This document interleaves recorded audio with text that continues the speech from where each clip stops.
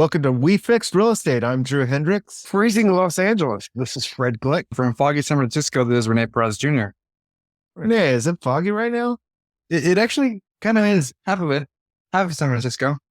This is unusual for this time. It's shocking. No. I mean, so I live where the fog actually lives, 24/7.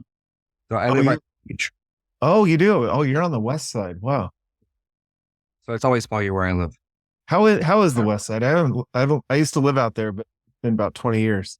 I mean, it's nice. I mean, it's a 3-minute run to the beach, right? So it's a nice lifestyle. Wait, sorry? Depends on how fast you run. Yes, actually, yeah, that is true. It probably takes me a little bit longer these days. But now that you eat salads, it's probably got it down to 2 minutes, 50 seconds. Yeah. But no, I mean, it's a different lifestyle than if you do live on the east side of San Francisco, right? Because, I'm more on the nice, smaller coffee shops, eateries. You're the suburbs. Yeah. It really is. Think about it. The west side of San Francisco, mostly single family homes, mostly residential streets, And then San Francisco's laid out pretty interestingly. There are some streets like Clement. It just, everything's commercial. And that's the way it was before we had supermarkets. And so since most Asian people live there, there's tons of Asian restaurants and grocery stores. Yep. It's just the way things evolve. So, and microclimate. I can't think of one city that has more microclimates within a 7 mile by 7 mile area. It'll be 75 degrees in the marina and sunny and 55 out where you are. Exactly. We are here to talk about aging in place. Okay. So there was an article that came out of CNBC this week, and we'll post the link. Of course, I'm sure it's right below me. Talking about residents who are aging in place instead of going into retirement homes. And in Laguna, access to care is a trouble. I mean, it's just, there's not enough caretakers. And people are, have to go in and stay in exactly the same house. And maybe you have to start moving the kids into there, or parents moving in together. But it's still, what the thing is, it's still, I got this dog problem. So I got to throw a ball. I thought you were having That's what the ball's been about, dogs sitting at the same time. Anyway, he's a pain in the ass. What's his name? Where was Bodie? Bodie. That's the infamous Bodie. Like the surfer. Yeah. Oh. Yes. Not the infamous Bodie. Well, hello, Bodie. Totally. Dogs down here. But back to aging in place. Yeah. So the bottom line on the real estate side, we're still going to have less houses because this didn't happen years ago. Nursing homes were affordable. There's time. I mean, it's sensitive. I'm not going to go into all that. I'm just talking the raw economics of this whole thing. There's less houses on the market. And the likelihood that if they're going to be living there with grandma, now they're probably going to keep the house and it's never going to come on the market. So supply and demand, it's the only two words that mean anything. California real estate, basically. That's it. I see how it's going to definitely cause a supply crunch, but how does someone navigate aging in place? We talked about rent backs last episode, but this is more of an extended one because it could go on for 10, 15 years. Hopefully, I mean, lives. Can someone get it? First thing I would probably say, it depends on who the kids are or grandkids, how deep you want to get involved. But there's ways. For example, buy a ridiculously expensive home warranty or a package plan with some kind of handyman service that they'll come no matter what. They'll fix everything for flat fee or flat fee per hour or something, who knows? Just to make things easier, security, cameras, alerts, and that costs money, but it's keeping people busy. I don't know. Maybe that's where you do a reverse mortgage, get the money to do that with. That's the other things that are still out there. That could help pay for At least alleviate the mortgage, help pay for care. Yeah. But also they have to qualify. They have to have enough income to pay the taxes and the insurance and things like that. So there is a debt ratio they have to qualify for. It used to be there wasn't any. And they figured, oh, they'll just take the money out every month. But that got to be a bad situation. The other thing with that is, see, you do even see houses in the market that are for sale that have an aging parent in place, because the whole goal is, we talk about cameras and it doesn't work out. It doesn't pan out. It's always going to be more expensive to have a in-living care facility, a coordinator or caregiver. It's going to be. Okay, but wait a second. I'll bet somewhere in the Silicon Valley, someone has come up with the idea to have I'm talking in the future, have a robot MD. That's literally, you put the robot in the house. Sure. They can do diagnostics. We're 15 years from that. So we're talking about. Oh, I know, but we're in Silicon Valley. No, I mean, but we're in Silicon Valley. Still people have really old. I know. We get everything ahead of time. We'll say so. Maybe there'll be a knockoff version in 7 years. Who knows? So the question. I'm being silly. Yeah. I mean, it's like there are like residential facilities, right, that do make it so that you can pay $150K, $200K for a small 1-bedroom unit, which is really inexpensive for the Bay Area living. Right. Now, the issue with those properties and condos is that there's still a monthly fee. So you're seeing like a $3,000, $4,000 fee. So you do have to take into account, okay, how much is it going to cost to have a 24/7 caregiver versus paying a monthly fee at these facilities that take care of you. Right. So none of us are qualified to actually tell you what to do with this. So seek out professional advice. That's definitely it. We're just throwing out things and why the market is as ugly as it is. I mean, we still talk every day to new people trying to get in the market and then explain things to them. And we just lost one this week where there was 11 bids and we were number 11. Is that right? Well, so no, I mean, there's a couple, right? I can talk to you guys about the current offers that we made in place. And here's the things with new buyers. When we get a new buyer, we understand you've never worked with us before. We understand that you might be new to the market, and that even though you trust us and you want to believe us, you still want to see and try and see what happens. So we were bidding on a property that was listed at $2,950,000. Now, whenever a listing is close to the number below the other million, so if it's going to be, $1,999,000, whenever it's really close to that, it means that they are looking for something above that. It's just straight simple, right? It's never going to be that it's going to be a marketing thing. It's a marketing thing, right? Now, the comparables around the area, they're showing where the sale price is going to be closer to 3.3. So, I advise clients, we advise clients to like, okay, where's the general sentiment of the market? It's like, oh, well, it's our first offer. We want to bid this. And it's totally fine. But they bid, 50,000 above list, which in no universe would that make sense. And it ended up being that we were the lowest bid of 8 offers. They ended up picking a bid that was above 3.3, meaning that it's close to $400K above the current list price, and a 7-day cash closing. So that means. And guess what, people? That sets a new comp for the area. And guess what the next house is going to be listed at? The other deal that we did, it's a fixer. I mean, so we do look at the trends of every market. Every market markets differently. Some are more in tune with being transparent. And obviously, like, even if you're as transparent as possible, since there's so many buyers, you do create that crazy bidding. But you can bid at what a seller would want to accept, but people are still crazy enough and they know that there's more interest where it's going to go even higher than expectations. So that does happen. But in markets like Piedmont and El Cerrito, Richmond, in the East Bay of the Bay Area, people market things incredibly low. I mean, things go $1 million over ask because people underprice the listings. And that's insane. But there was a listing, it was listed at $865,000. It's unethical. It is. Well, how is it? How does someone mismarket it by $1 million? How does that tactic? Because, okay, here's the game. This is what they do. They say to the seller, look, here's a great idea. Your house is going to sell for $1 million. We know that. Here's the comps, no problem. But we're going to list it for $725,000. Really? Why are you going to do that? Well, that means you're going to get everybody who's looking between 500,000 and 700,000. Most of them are going to come and look at the property.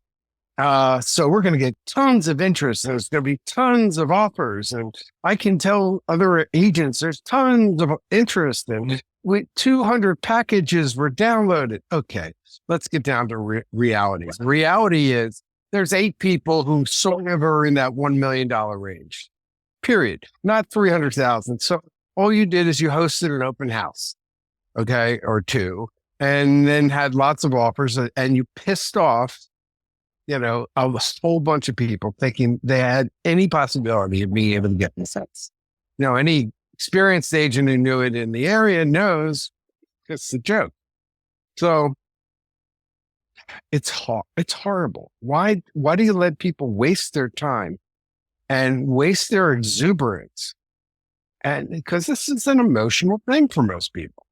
It is. They're trying to get that emotion, and I guess they can brag that they sold it for 300,000 over asking, but it's really over. Please, let me add another thing. When they have open houses, they ask, "Oh, do you have an agent? Do you have an agent? Do you have an agent?" Because they want to farm the place for new, fresh buyers that they can have. And they make friends with them, and they don't tell you what they make, what they charge. They just want to be your friend, so you can be part of the system. Oops, put that. Yeah. And anyway, I'm sure you guys are tired of me bitching about this, but okay. I think it'd be crazy to think about, but maybe a good idea to list a property without a price. Oh, I love that idea. I've always loved that, because then as a buyer broker, you got to do your homework. You got to tell the buyer why it's worth this, why you should pay this. Love that. Then it's totally analytical. That reminds me of a company we worked with a while back. I guess it's very popular in Australia, the auction process. Yeah. Doing the auctions on the doorstep. Like in Australia, we actually can do them, but I don't know how to do them. I mean, have to bring on an auctioneer, and I'll bet it would do what's put on the MLS. The thing is, there's no perfect way to do this, because let's say that you have auctions, like probate sales, for examples. Those are perfect examples of auctions, but it limits the buyer pool, because you have to take a 10% cashier's check to the court. Right. So that limits all mortgage. So that limits a lot of the mortgage buyers or people that go into court without knowing that they need a 10% cashier's check. And then it gets even more emotional, because people right next to you are bidding. And you have the judge say, anyone want to go higher? And it's like 10K, it's 10K increments. So you're just back and forth, agents screaming at each other. The math, just stops. Yeah, it's stupid. It is totally stupid. That's why auctions sound amazing, but you still have the other problem of just getting it too more. It's just stupid. And, we want to make sure, like when we're listing agents, we make sure that they have a real mortgage approval, that the bank statements they gave us are legit. We read the contract specifically, see if there's any other additional conditions they've put in there. So we do a thorough review of that. And it's amazing how sometimes the highest offer isn't the highest offer. Yeah. You can make a contract subject to anything if you think you can get away with it. Yeah. And sometimes those things here's another thing. We make sure which boxes are checked correctly. We've had so many times where the agent just didn't read it. They were so excited about the price and the closing date. They didn't read page 2. And hey, we got our title company and we got, 14 days for inspections or something, because they don't read. And the process doesn't end right after the home inspection. There's the whole negotiation process after the home inspection. Yes, let's get into that. Okay. So let's say you sign a contract for a home, and one of the contingencies is a home inspection. You have X number of days to get the inspection done, get the report, and respond to the seller. So if it says 10 days, That means on the 10th day, you have to tell the seller what you're doing, or you've waived your time. So within the 10 days, let's say you've got the inspection and there's, I don't know, just to make up a few things, there's a problem with the electrical box. There's a problem with, let's say, I don't know, René, give me a good one. The dishwasher doesn't work. Well, I mean, just the easy one, right? Completely well, let's not even get into that. That's a whole different, that's another show, by the way. Okay. So plumbing, electric, things that, the house can't function without. That's the water heater is going bye-bye, the heater's kaput. So now you go back to the seller and you say, here's the thing. You have to negotiate something. So you either can say, look, I'm out of this deal. And we've had buyers who just completely freaked out. It just didn't want anything wrong and just, that was it. Then you can do that. You have your right to do that in the contract. Again, this all boils down to whatever contract you signed and both you and the seller agreed to. So I caution you to go to your lawyers or agents or whatever your individual thing. So anyway, where was I? Okay. So you going back to the seller so you can get out of it, or you can negotiate. Now, here's the things you can negotiate.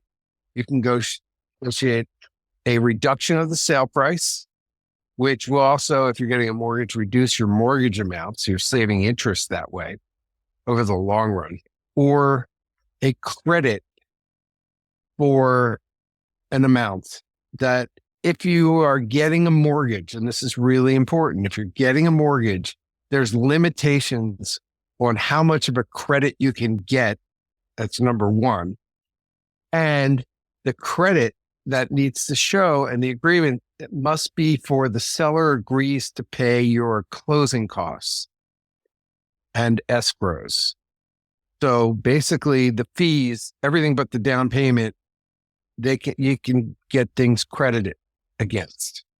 So if you get a $100,000 house and a $6,000 the closing costs, you can get up to 6% credit that covers you, so you don't have any closing costs. You can never call it for repairs because then the lender is going to want to see what those repairs were.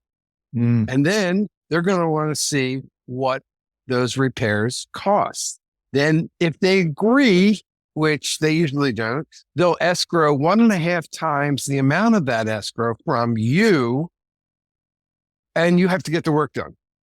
And then they'll give you back the escrow money. So you don't want to go down that road. So it's just really important the contract addendum is written correctly and agreed to by both parties. So that's another thing. So everybody's got to agree to this. So let's go back to the credit.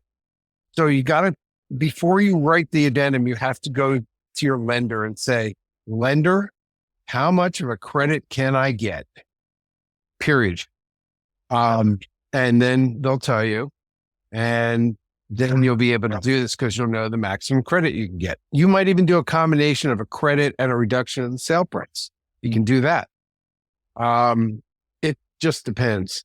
Or the seller can agree, hey, I'll put in a new heater. I'll put in a new hot water heater. I'll put in a new dishwasher because he owns an appliance store or something, give you top of the line stuff. And then, okay, great.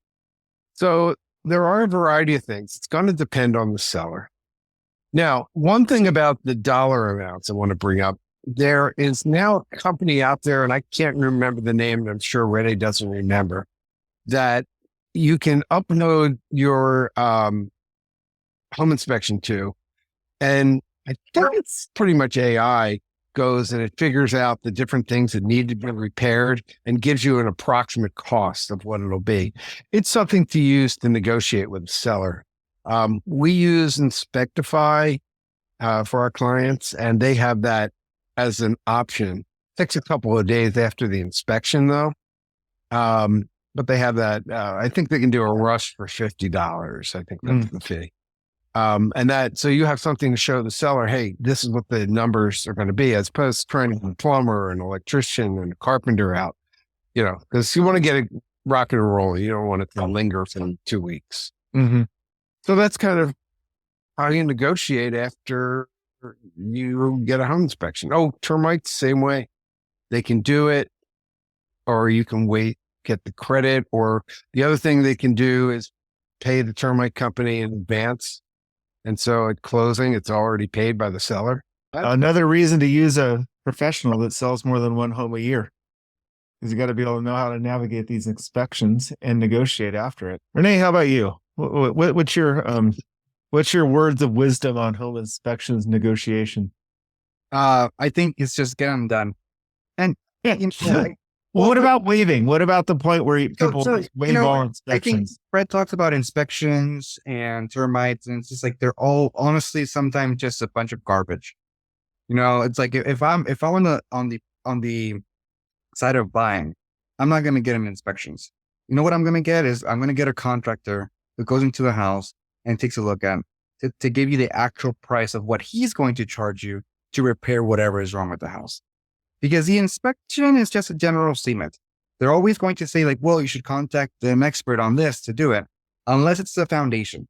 If there's cracks in the foundation, then yes, we want to know what the actual inspection report says. And even for that, you need an actual engineer to go and take a look again, right? But, you have all these AI tools and blah, blah, blah. But at the end of the day, like they're not going to be able to tell you exactly what the price is going to be for the repairs. The termite, that's a little different because they do tell you a price, but even on termite inspections, they're always going to price it at the highest level, right? Because they know that the house is getting prepped for sale. Mm-hmm. But if you even if you take that, and I advise this to buyers, if they take the termite report that they have for quotes and take it to another company, any company that's highly rated, they're going to offer different ways to repair that fix of termite and have it be a lower amount, Mm-hmm. right? Including green, if you want to go green too. Exactly. I mean, I think for the most part, every cleanup is going to be green. I don't think they're gonna try to make it as healthy as possible. I don't know. Stuff arsenic in the walls. Yeah, but Oh, well. the point is that like you want to like make sure that while you're in the buying process, you do find a contract that's highly rated, that's been used by your neighborhood. Whenever, even if you're barely getting into the home buying process, what you should be doing is drive around your neighborhood. And if you see a car, or like if you see like some general contractors fixing or painting the house, it's good to connect with them because at least they're vetted by your neighbors. And then knock on your neighbor's door and be like, hey, like, did you like them? How was it? Better than to ask to Google. That's what I say. No more COVID. Knock on your neighbor's doors again. There you go. Or in my case, if your neighbor builds fences, hire him to build your fence, because you don't want to hire a competitor to come out and then your neighbor's like second guessing the work and grumpy that he didn't build your fence. It's also easier with property lines when the neighbor who's in shares legality builds the fence, because he knows all the other neighbors. You just gave me an idea. I have a friend of mine who's an attorney back in the Philadelphia area who had a neighbor who was a nutcase who literally just put stones and stuff on his driveway side. And the court case that followed was beyond insanity. So, I think it would make a good episode of real estate hell. And he's a lawyer, and what he had to go through and what it would have cost them would have been insane. But he won the entire case, every single thing, and would have won a giant judgment against her for attorney's fees. So, but if I can get him to come on and talk about it, it's insane. Story. Well, so that's the other thing about neighbors. It's like, so sometimes whenever I go see houses with clients, I see that the house on one wall is like really torn and falling apart. Like people always say like, oh, how much is it going to cost? Be friends with your neighbors. It's not going to happen all the time. You don't want to go and knock on the door and say like, hey, fix it. You need to fix it. But, just kindly say like, hey, you know what? I think it would be helpful if we both fix this up. Maybe we have a door that goes into both our houses. It will increase our property values. Yeah, simple. But even if it doesn't increase your value, like it's just going to look nicer. So You don't remember, not those costs don't have to be spent altogether by yourself. Which, and I'll tell I want to add that, that's something that people always think negatively of HOAs, right? But if there's an HOA in your residential area, like a PUD, higher chances that you can get the neighbors to agree on, like, hey, we need to have the fences fixed up. good news and bad news in HOAs. We have clients tell us, I want single family, no HOA. Like, you may have a little HOA, but don't be scared off. You got to be good at negotiations and good at like actually being friendly to your community without an HOA, because you're self-policing HOA. Yeah, but don't be scared of them. One of my neighbors. But now it's somebody moving into a neighborhood that doesn't have an HOA. What advice do you have to them for like kind of sussing out the neighborhood? Do you knock on the neighbors' doors before you make the offer? Do you just hope for the best? I think at least you should. I mean, it would make sense, like for me, right? Like moving into my house here, just washing the car, outside the garage. Yeah. Sooner rather than later, even if it's not the first time, you're going to come across the neighbors walking into their door. So this is if you don't have dogs. Yeah, sure. But I mean, animals love me, so find reasons to be outside and be accessible so that you can kind of there you go. Yes, actually, that's actually the best tip. Go outside, breathe outside. Don't Dude, your room. Very cool. I like it. Start Outside. Okay. We're in California, I mean, we got the 3 big cities in California covered, Bay Area, LA, and San Diego. So yeah, well, I mean, there's just so many like statistics about like how people are so lonely and blah blah blah in the era with the most social media, and it's because people spend all their lives inside their house. So right, because you're going to be asked about the show you saw on Netflix last night, and you have to spend 3 hours at home on your phone watching it. First world problems. All your social media accounts.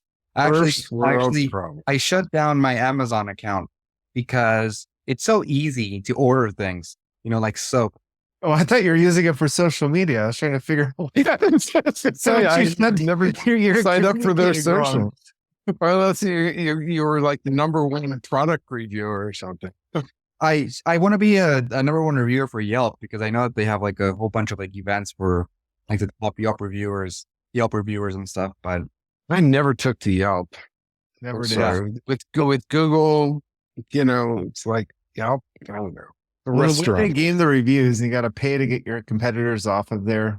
As a digital agency, we spend a lot of time trying to convince people not to promote Yelp. It causes a lot, unless you're in restaurants, most retail things, it's not the best avenue. No. And basically, if you type the word best anything, it'll come up with Yelp up at the top. So that's the strategy. If you type in best, you'll get Yelp. To every client that wants to rank for the term best real estate firm in San Francisco, you're never going to do it. You're only going to be able to get all the aggregate sites. If you're asking that question, God bless you. It's just, your time is over. So, hook up with somebody who knows. Find an 8-year-old. Well, that's why word of mouth is so important, right? Because you're really at restaurant stuff, right? The best restaurants are not going to be found on these sites. It's going to be by the locals that have lived there for 10, 15 years. Oh yeah. So, although I do use Yelp for restaurants. If you go to a restaurant, you see Yelp can shut down a restaurant if you get it. 1 star, 1 star, 1 star. Like sometimes I've been eating at a restaurant going, this place sucks. And then I look at the Yelp thing. I'm like, should have looked at it sooner. Yeah. I agree with every comment. Hey, you know what? Your AI is going to have a lot of fun with this podcast. It's all over the map today. To those listening still, we are demoing a new AI thing, Reader AI. It's going to summarize this and just make magic. Well, check in next week and let you guys know how it is. Yeah, hopefully, maybe it can do my hair better. I'm waiting for that AI. Or is that the robot that I talked about? Use it at Granny's house to take care of her, bring it home and get your hair done. That would be great. Oh, virtual stuff. Just like It'll be rosy. You I should- want you should rosy. dye your hair. You should dye your hair like pink or purple or something. Oh yeah, that'll go over well. No, sorry, past those days for you young kids. No, at my age, it's No. still dark and it's still long. So Yeah. there you go. Silver Fox and Silver Lake. Actually, This has been another episode of We Fixed Real Estate. Any last words, Yeah. Fred? Yeah, hang on, Bodie, Oh, look at him. say hi. Okay. Good. It's exhausted. It's been looking for the ball. I threw it down and I have no idea where it was. But it's nowhere he could find. So that's good. That's the best way. Oh yeah. Ball just gone. I'm not even going to go look for it. If you have one of these, Yep. he's a double doodle. A Double doodle. His mother and father were both doodles. Oh, so that's like an F3 or something. Yeah. I've got a doodle, but he's only a first generation doodle. Got it. Yeah, this kid is second generation and cuckoo for Cocoa Puffs, but very sweet and very smart. And very annoying. What's that? Oh, except for finding the ball. Yeah. Of course, he's already found another ball. Oh, okay. Even Yeah. smarter. So, all is well. Exactly. All is well. All right. That's it. Hey, enjoy the playoffs. You'll probably hear this after the playoffs. Probably. Well, Or we could Don't have get it this out. for any playoffs. I could be talking Stanley Cup. But anyway, go Flyers. Goodbye. go Flyers.